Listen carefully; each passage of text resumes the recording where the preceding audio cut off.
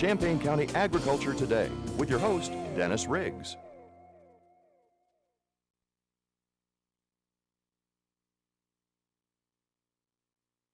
Hello and welcome to Champaign County Agriculture Today. My name is Dennis Riggs, your host for the program. So glad you tuned in today.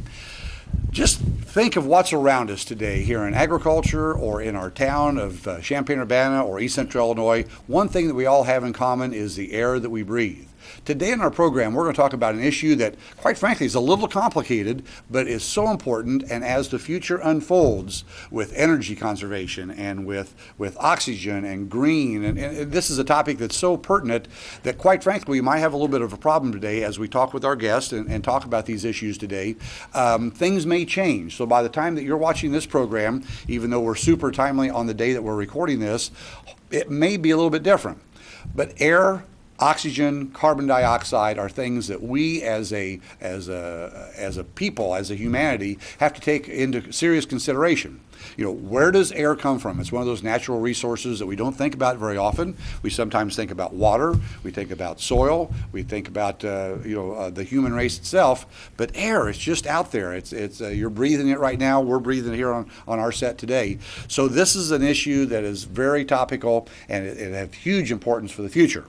Today in our program, we have Adam Nielsen. And by the way, thank you for tuning in. We do appreciate that. Adam Nielsen with the Illinois Farm Bureau and has been involved in a lot of environmental issues and, of course, have been involved in the Farm Bureau as they put things together. But we're going to talk about carbon dioxide, carbon sequestration, and just the whole idea of carbon issues. Adam, thanks for coming. It's my pleasure. Thank you for having me. A complicated issue that we're going to make some sense out of today. We'll try. That's right. We'll try. It is definitely out there. Illinois Farm Bureau is in the middle of the climate change debate right now. Let's talk about your background. How does a gentleman like yourself that is schooled in this issue, where'd you start out, where'd you go to school, and where's hometown from? Well, I went to school here, right here, University of Illinois, graduated in the mid-'80s, and we talked about farm aid off air, and I was there at that concert.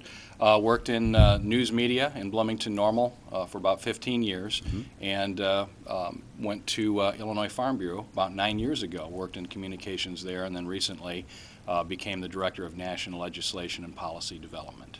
No better place for you, I think, with that type of a background than as we talk about national issues, national policy for a farm organization like the Farm Bureau, and no more important topic than the air that we breathe. Absolutely, and we like to say that we produce clean air. One of the benefits of the environmental policies, of the conservation policies that the programs that we're part of in the Farm Bill, Conservation Reserve, one of the benefits of that is clean air, clean water, wildlife habitat. So we're in the middle of that. Farming practices today, farmers over the last few decades have been transitioning to more no-till crop production, and that helps sequester carbon in the soil. Planting native grasses and trees also has a significant impact on sequestering carbon. And that's the issue today. That's what people are talking about. They're talking about carbon. Carbon in the way of fossil fuels. Well, it's kind of an interesting relationship. We talk about carbon, which is, and we're going to back up and explain some and get some definitions here, and that's why we're happy that people are listening to this program, because it is so basic and so important to our everyday life. You know, the next breath that we breathe is only seconds away. Right. And as we all know, whenever you're in a situation where you don't have clean air, whether it's smog, pollution, lack of oxygen, whatever it is, you know that can be the most important thing in your life, and that's why this is important. So thanks for the work on that. Let's get started by trying to get some definitions. We talk about carbon. Is that like the opposite of oxygen? Is that the good way of looking at it? Well, I don't know about that. I would say that it is an element. Certainly it's very present in life, but it's also present in our earth and in the way of carbon-based fuels. Petroleum is a carbon-based fuel.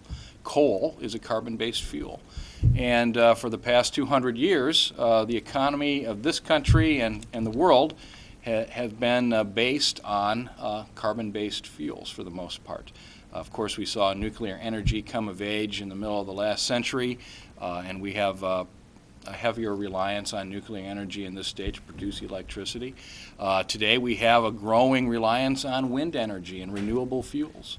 renewable wind energy, geothermal energy, and a number of other areas where we're relying on renewable fuels. Ethanol, for example, biodiesel are renewable fuels. We grow them, we process into fuel.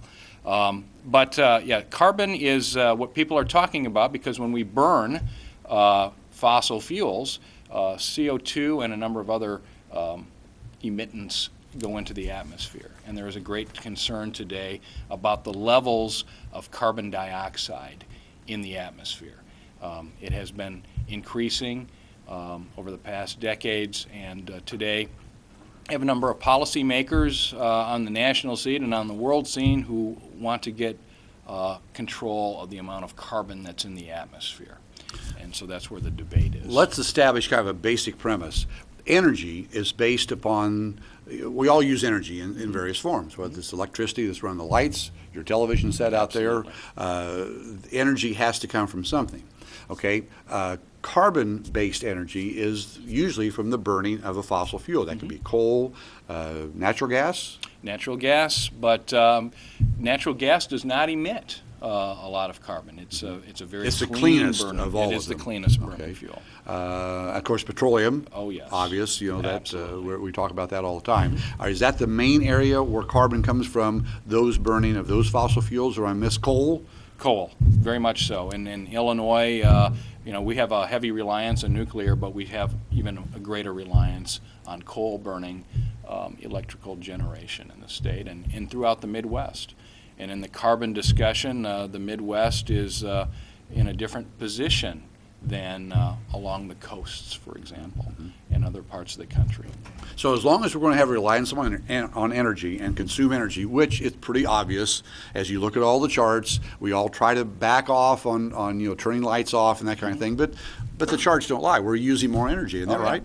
Yeah, we have, as our economy grows, as the population grows, the amount of energy that's being used continues to increase. Now, last year, when we saw gasoline prices and fuel prices increase at the pump, we did see a reduction in the use of motor fuels, which was first time in many, many years. So we do have a limit, I guess, in terms of what we're willing to pay.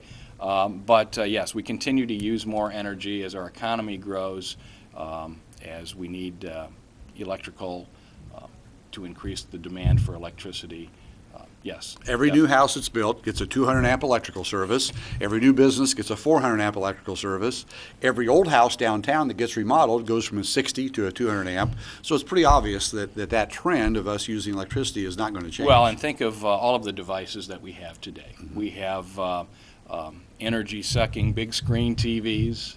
We are plugged in all the time. Our cell phones. We're washing clothes, we're doing dishes, we're heating water. There's a lot of energy usage today. I guess if we were to estimate our carbon footprints, they'd be pretty significant today compared to maybe they were a few generations ago. All right, so carbon is a result of us using energy. Probably, let's just leave that as a basic premise. I would say, in terms of today's debate, yes. All right, so we're producing this carbon, burning whatever fuel it is we're talking about. Now, who turns around and changes that carbon back into oxygen so that circle that we all learned back in fifth grade physics class or wherever, biology class or whatever, that circle of life goes back to the soil. Right. Who is it that's turning this back in? Well, we have something called plants, and we capture carbon with plants, and particularly trees. Forests are particularly good carbon sinks. In fact, that's one of the concerns about deforestation of the Amazon. As we deforest the Amazon, our ability to capture that carbon diminishes, and the amount of CO2 concentration in our atmosphere increases. But farmers out there every day producing corn and soybeans and wheat in this neck of the woods are out there capturing carbon and turning that carbon into plant life. And the carbon is stored in that plant, and then when the plant dies, of course, it's released. And when the forest burns, the carbon is released. Well, how can farmers be a part of this whole idea? Well, there's a move afoot to record, to moderate and to reimburse those who are doing good things, and likewise to give an anti-thrill to the people that are releasing the carbon. What's that whole move caused? Right now, there is a voluntary carbon market for companies that are concerned about their environmental footprint and they want to mitigate the use of fossil fuels, either in their jet aircraft or in their energy consumption. They will buy carbon credits, and oftentimes they will buy carbon credits from farmers. They'll buy them on a market, but the credits are provided by farmers through their production practices, their no-till production practices. And on this voluntary system, a farmer may get $1 or $2 per ton of carbon that they're able to sequester. And of course, it's a voluntary system. Right now, obviously, there's a concern about climate change, and you've heard this a lot in recent years. Al Gore, former vice president, has gained a lot of notoriety on this front. Carbon dioxide concentrations are causing the Earth's climate to change, according to the prevailing wisdom. And so there's a move afoot to cap the amount of carbon emissions that occur in the United States. And that's what we're talking about, the cap part of cap and trade, which is a legislative concept that's out there in Washington now that we're part of that discussion. They want to cap carbon emissions at 2005 levels. And if you intend to emit any more carbon than that, if you're an industry or a coal-fired generator, or you're a nitrogen fertilizer manufacturer, you have to go out and buy permission, a license to pollute. That's called an allowance. Or you're given that allowance by the federal government. Or you will go to a segment of the economy that is sequestering carbon. Agriculture generates about 6 or 7% of all greenhouse gas emissions, including carbon dioxide. We generate 6%. Generate about 6 or 7%. Okay. Our sector of the economy. But we have the potential of capturing at least 15, perhaps as much as 25% of carbon. Agriculture, production agriculture, and forestry. So there's where that opportunity is in agriculture. The simple math says that we can be a supplier, or a 16% to the good. Yes. Rather than being a polluter, we can be a cleaner up of pollution, if you will. That is right. That's right, and that's why in a lot of the carbon, the cap and trade legislation, agriculture is not a capped industry.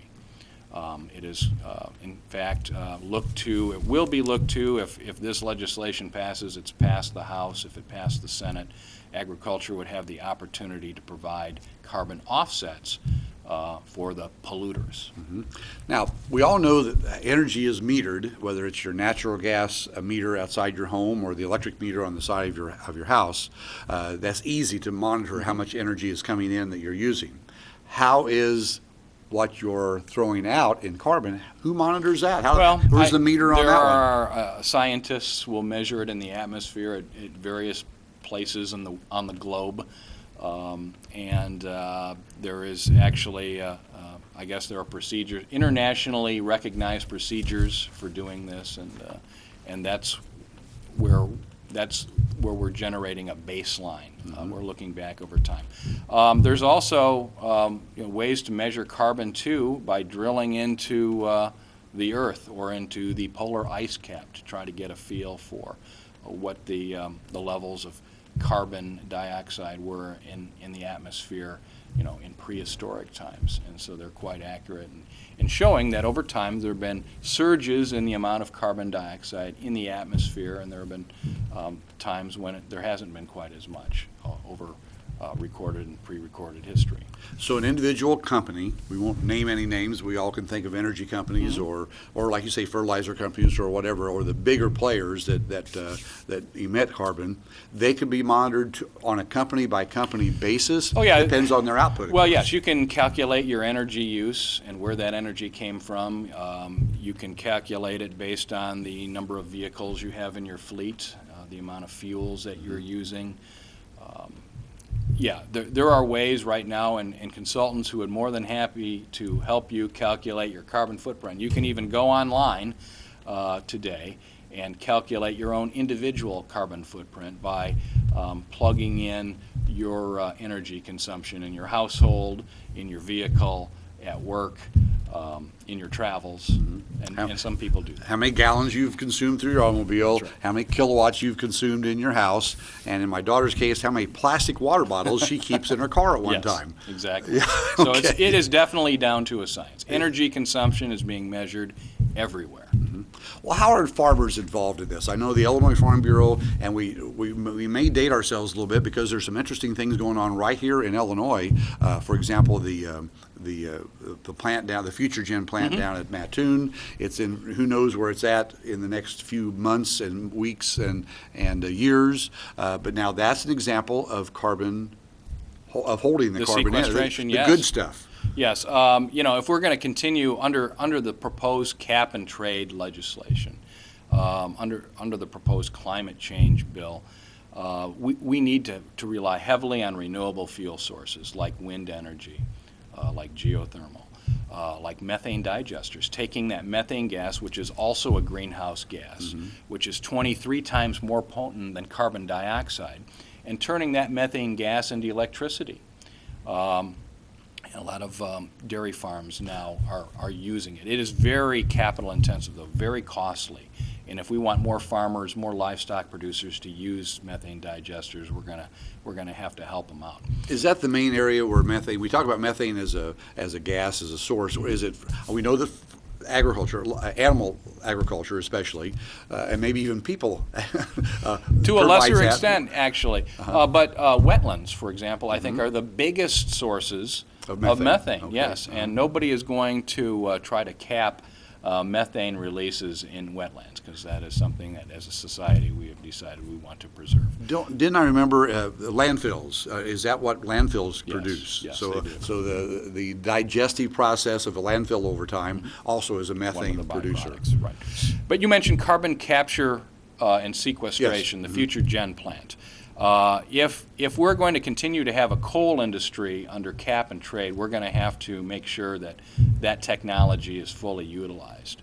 The cap and trade bill that has passed the House and is now pending in the Senate anticipates that we will be heavily reliant on carbon capture and sequestration, which is, again, it's a technology that holds a lot of promise, but it is not tested, and it is certainly not commercially viable.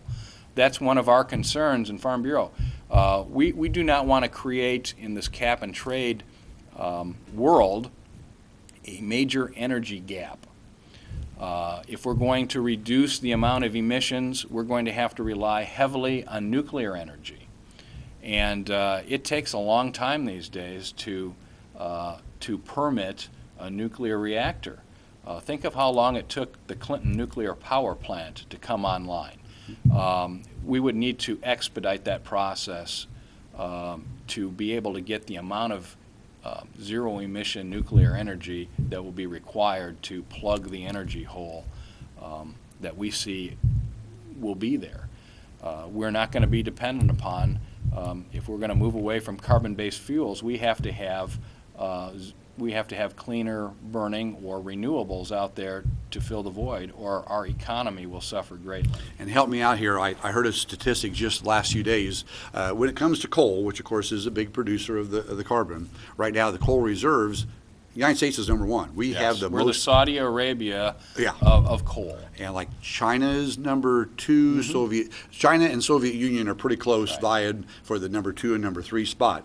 So my question is if the United States is going through all this cap and trade and all this concern about carbon sequestration and that type of thing, what's going on in China and the Soviet Union? Well, how does this affect them? and that's one of our concerns too. Before the U.S. unilaterally decides that it's going to cap its carbon emissions, our thinking is that we need to have some international agreement, particularly with these developing economies like China and like India, to do the same. Unfortunately, in recent days and weeks, their statements have been to the contrary. We have no intention of capping our carbon emissions because, in good conscience, we can't do that because 40% of the people in our country don't have electricity.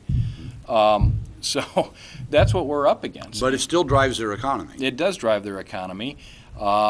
And again, one of our main points right now is if we do all of this, if we cap our carbon emissions, if we reduce them 83% from 2005 levels by 2050, so in 40 years if we reduce our carbon emissions, our greenhouse gas emissions by 83%, which is the goal of the bill in Congress, we will change the temperature of the Earth by 0.2 of a degree centigrade. That's it.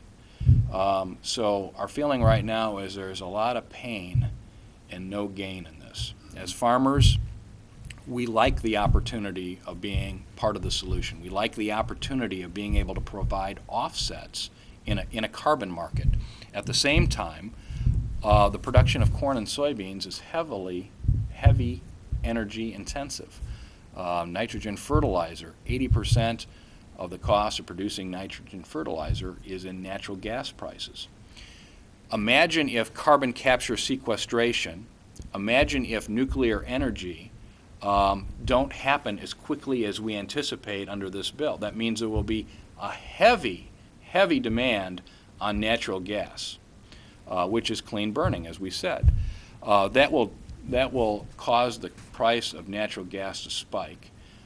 In another decade, we could be paying considerably more for nitrogen fertilizer, and that is the major concern right now in agriculture. Is our production costs would go much higher than our ability to offset on the other side of the equation. I'm sure a lot of people that are listening to us right now say, well, we understand farmers grow crops. We all have to have food. That's important. Food, fiber, fuel, all comes from U.S. farms. Yes. They say, well, let's just not use fertilizer. Let's forget about that. Let's cut back on the diesel fuel. Let's just not do that. Farmers don't use as much energy. What about that? What about that? Then I guess we're in a more sustainable type agriculture. At the same time, our production levels will go down considerably. Is there a number? And if people said anything about well, that? I don't know. I don't know. That sounds to me almost like a doomsday scenario, yeah. Dennis. But if we cut back on our use of fertilizer, it would reduce food production dramatically in this country. If we thought last year's food price increases were significant, we ain't seen nothing yet. Right. There is a concern too. The nitrogen industry, the nitrogen fertilizer industry, has in recent years moved offshore. It has been a very expensive industry. They've run into so many cost increases with natural gas prices and so forth that a lot of the production has gone overseas to places like Trinidad and Tobago and Russia.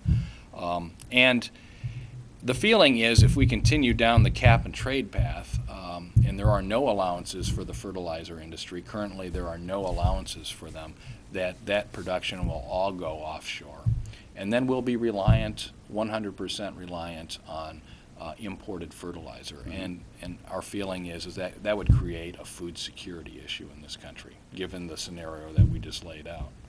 I think one of the reasons that we have these programs, and we're so happy when people listen to these programs, is the fact that when you go into the grocery store, you see the shelves stocked with food, and you think, that's great. I don't have to worry about farmers because the grocery store has all my food.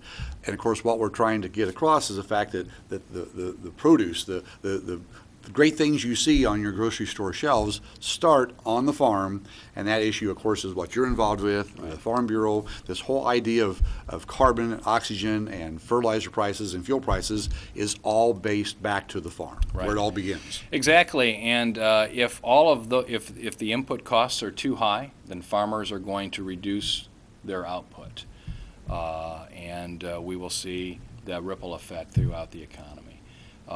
One of the things that, the fact that farmers are so efficient today and are able to take that BTU of energy and turn it into so much food is why we have the standard of living that we do. The basic building block. Food is very inexpensive. We spend, about 10% of our disposable income on food, and it's because of all those other factors.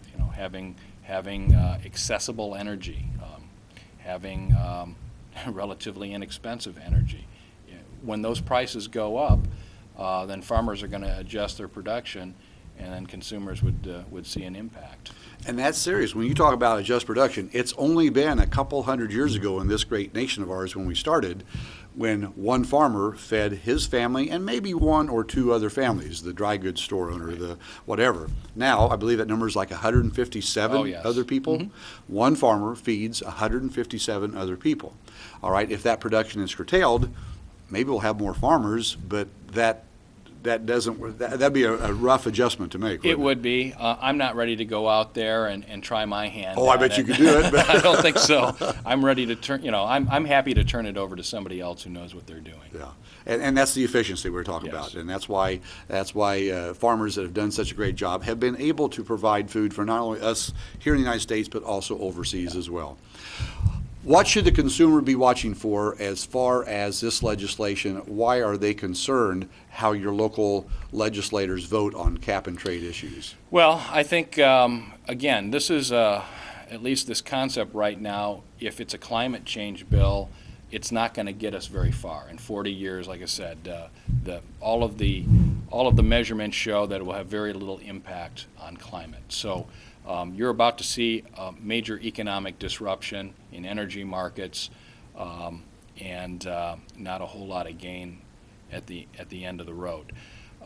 You're going to see fuel prices go up, maybe not in the near term, but certainly within the next 10 years you'll see gas prices go up as a result of this. You'll see electricity prices go up. And that will be translated in higher consumer prices. We may only pay a very small amount in the beginning because of all these free allowances that will be given, but at some point in time those allowances will be pulled back. Between 2020 and 2030, the allowances will be all auctioned. So if you are an industry and you want to pollute beyond your 2005 levels, you will have to go to an auction market to purchase your carbon, and it will be far more expensive, and you will pass those costs on to the people who buy your products. And when you say you, it's probably not so much individual people and individual consumers, but it's more you as a company, whether it be a food company, a farmer, a grain company, that type of thing. That's the you that you're talking about. Right, and I think there's a limit to how efficient you can be. There's in our economy, there's a limit to how much renewable energy. There's a lot of promise in solar, but that's still in its infancy. We see all the windmills that are sprouting up all over the state of Illinois, and that's great, but there's a limited potential there. People who live in the South, where the wind doesn't blow, don't see a whole lot of potential with windmills. They may see, solar and the production of cellulosic ethanol and It's a big issue. It's a huge issue. And thank you for being with us today. I hate to stop, but we've got to. Our time doesn't allow us. Adam, thank you for your time today. Keep up the good work. And thank you for watching, because we'd like for you to be informed on these issues. Hope you'll tune in again here on Champaign County Agriculture Today.